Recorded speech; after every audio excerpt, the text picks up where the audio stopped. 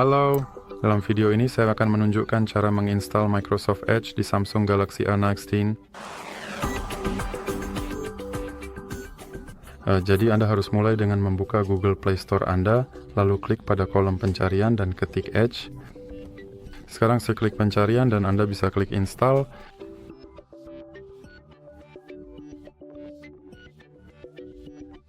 Anda bisa klik buka.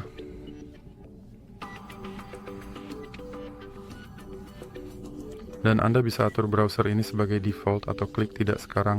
Sekarang bisa masuk untuk sinkron data atau klik tidak sekarang. Konfirmasi pengaturan data privasi Anda.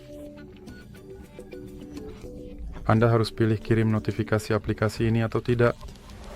Kini browser Microsoft Edge Anda terinstall, siap digunakan. Jadi itu untuk video ini.